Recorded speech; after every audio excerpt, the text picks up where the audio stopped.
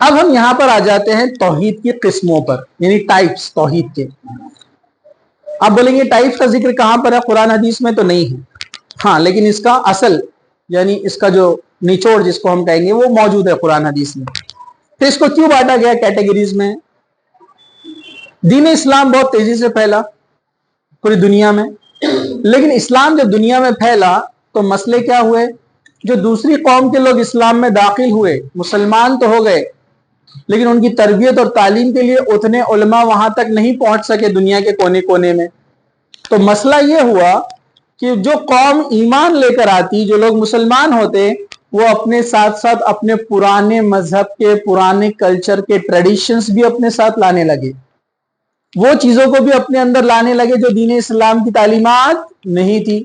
جیسے ایک چھوٹی سی مثال میں آپ کو بولتا ہوں، ہمارے پاس شادی کی رسموں میں بہت عام ہے انڈیا پاکستان وغیرہ میں، ہلدی کی رسم، مہندی کی رسم، انگلی پکڑ، پیر پکڑ، سر پکڑ اور کیا کیا رہتا، ٹھیک ہے؟ یہ جو رسمیں ہوتی ہے اپنے پاس، برابر ہے کہ نہیں ہے؟ تو آپ کو کہیں حدیث میں ملتی ہے چیزیں؟ ارے ملتے کیا؟ فلاں صحابی کی شادی میں انگلی کی رسم ہوئی تھی پکڑنے کی، مہندی کی، کہیں ملتا ہے آپ کو حدیثوں میں؟ اس سے پتہ چلتا ہے کہ دوسری قوموں سے ہمارے اندر داخل ہوئی۔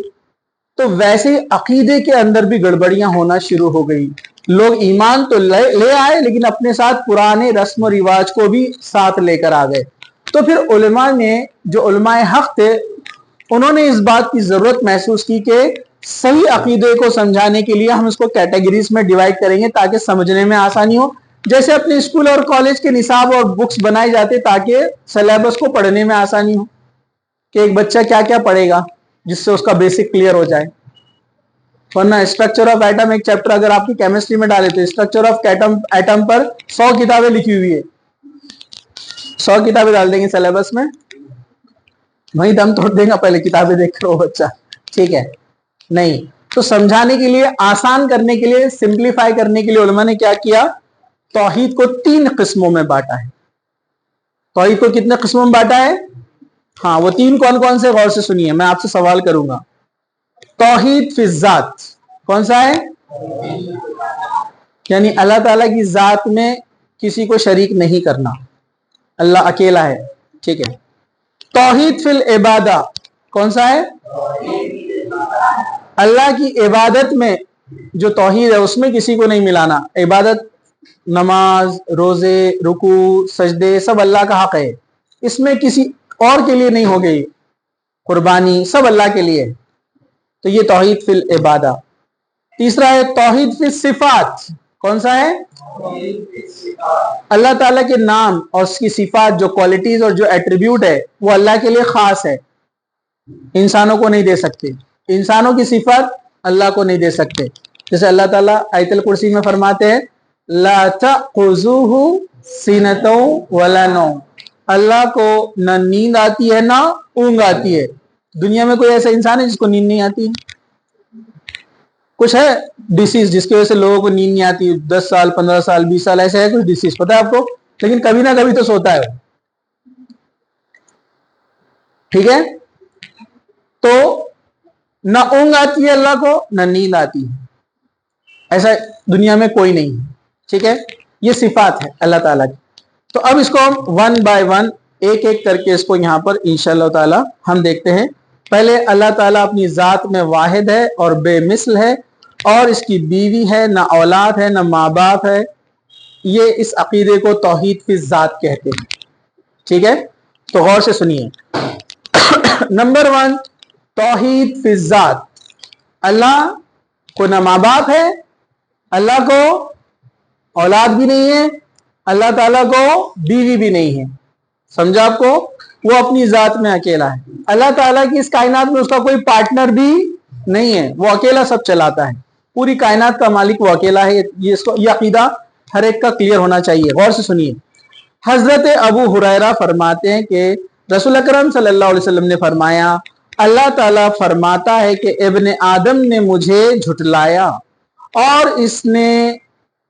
اس کے لیے یہ مناسب نہ تھا، ابن آدم نے مجھے گالی دی اور یہ اس کے لیے مناسب نہ تھا، رہا اس کا مجھے جھٹلانا، وہ اس کا یہ کہنا کہ اللہ تعالیٰ مجھے ہرگز دوبارہ پیدا نہیں کرے گا، اور जिस तरह पहली दफा पैदा किया, हालांकि पहली दफा पैदा करना दोबारा पैदा करना से ज्यादा आसान है।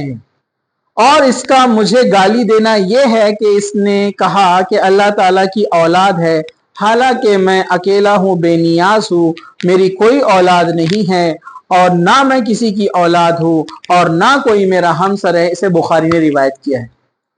गौर से सुनिए क्या कहा यहाँ पर। पहला, इब्ने आदम मुझे झुटलाता है, तो झुटलाने का मतलब क्या है यहाँ पर हदीस में। इब्ने आदम इंसान मुझे झुटलाता है, अल्लाह ताला फरमा रहा है, तो उसका मतलब क्या है कि उसका ये शक करना कि अल्लाह मुझे पैदा नहीं करेगा दोबारा, ये अल्लाह का झुटलाना है। जबकि अल्लाह ताला खुद जवाब दे रहा है, हालांकि दूसरी बार पैदा करना आसान है पहली बार के मुकाबले में।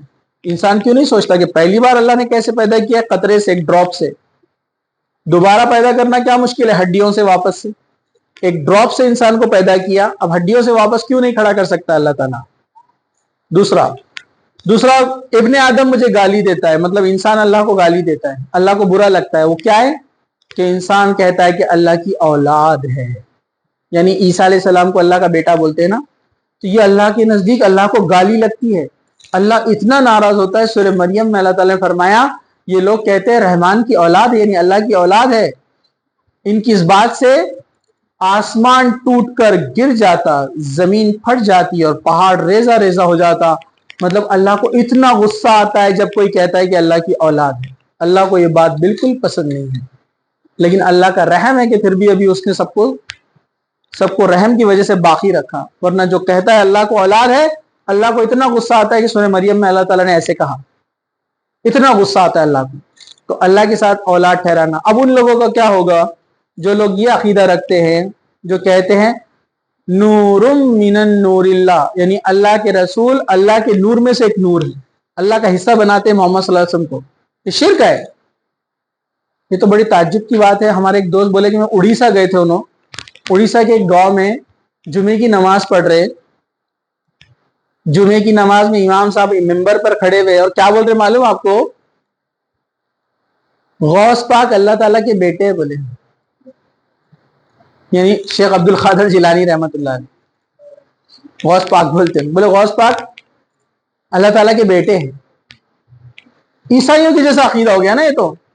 जबकि आप शेख अब्दुल कादिर जिलानी रहमतुल्लाह अलैह की किताब पढ़ेंगे, गुनियतुत तालिबीन, मेरे पास है वो किताब, इतने पक्के तौहीद परस्त है वो जो उनके नाम से ये हलवे मांडे और खिचड़े खाते हैं ना जो लोग, उनके नाम से जो बनाते हैं, वो किताब पढ़ेंगे तो उसके हिसाब से दोनों मुशरिक हो जाएंगे वो लोग।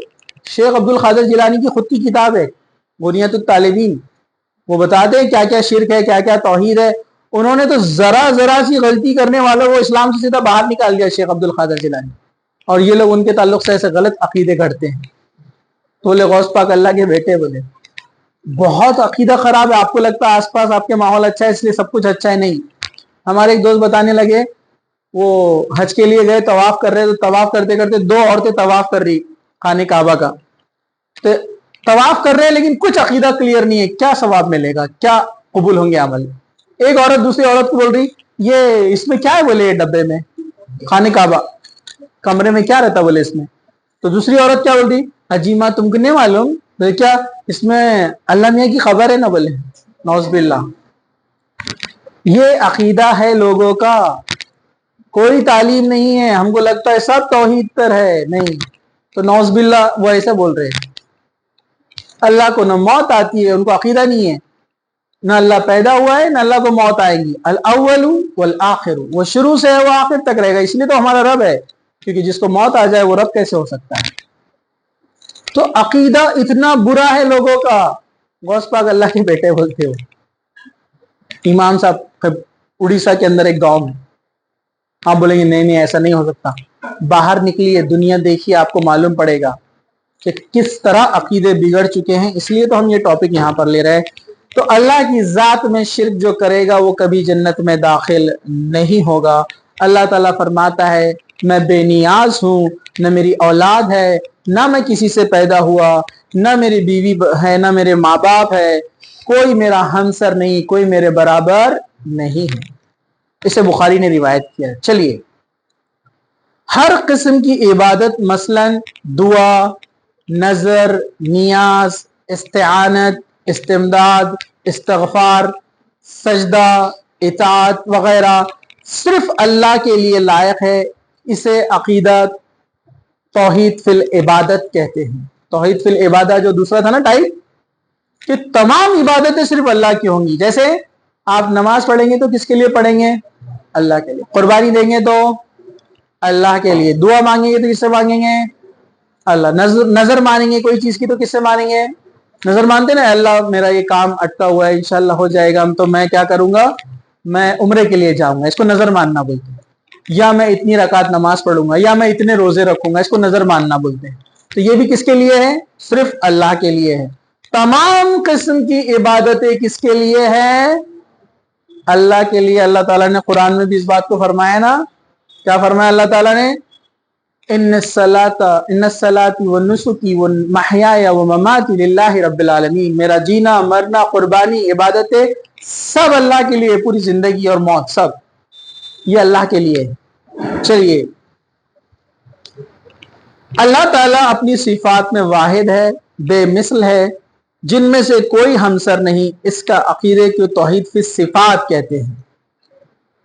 کیا؟ اللہ تعالیٰ اپنی صفات میں اکیلا ہے۔ جیسے عیسائیوں نے شرک کیا، کیا شرک کیا پتہ ہے آپ کو؟ بائبل میں لکھا ہے کہ گاڈ نے 6 دن میں زمین آسمان بنائے اور 7ویں دن وہ ڈرنک کر کے سو گیا۔ وہ خدا کے بارے میں بولتے ہیں، اس لیے سنڈے مناتے ہو، آرام کرتے سنڈے کو۔ وہی بات قرآن نے کہی، لیکن اللہ تعالیٰ نے کیا کہا؟ سورہ اعراف میں اور دیگر مقامات میں قرآن میں ہے، هو الذی خلق السماوات فی الارض فی 6 ایام، اللہ تعالیٰ نے 6 دن میں زمین اور آسمان کو بنایا، ثم استوى علی العرش، پھر وہ عرش پر جا کر مستوی ہو گیا۔ مستوی کے معنی الگ الگ لوگوں نے کیے، لیکن مستوی کا معنی کسی کو واضح نہیں ہے کہ مستوی ہوا مطلب اللہ وہاں پر کھڑا ہے، بیٹھا ہے، کس حالت میں؟ تو جو مقام اللہ کو زیادہ سوٹیبل ہے، اس کے لیے زیادہ بہتر ہے، وہ مقام مستوی ہے، وہاں پر استوا ہے، اللہ وہاں پر موجود ہے۔ آیت الکرسی کی تفسیر آپ پڑھیے، امام ابن کثیر نے اس کو ڈیٹیل میں لکھا ہے، اللہ تعالیٰ ذاتی طور پر کہاں موجود ہے۔ صفت کے طور پر اللہ تعالیٰ ہر جگہ موجود ہے، ہماری باتوں کو بھی اللہ تعالیٰ سن رہا ہے، لیکن ذاتی طور پر فزیکلی اللہ کہاں پر ہے؟ عرش پر ہے۔ وہ وہاں سے نہیں آتا ہے، وہ کب آتا ہے؟ خصوصی موقعوں پر، تہجد کے وقت پر پہلے آسمان پر اللہ تعالیٰ آتا ہے۔ اس سے پتہ چلتا ہے کہ اللہ تعالیٰ وہاں پر ہے۔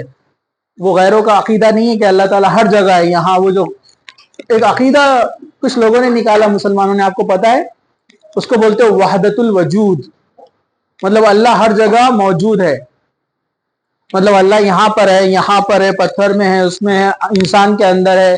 یہ صوفیوں نے نکالا۔ یہ صوفی پتہ ہے نا آپ کو، وہ گول ٹوپی والے، وہ گول گول گھومتے رہتے ہو، جھومتے پالے میں نا آپ کو۔ ہاں، انہوں نے اسلام کا بہت نقصان کیا ہے۔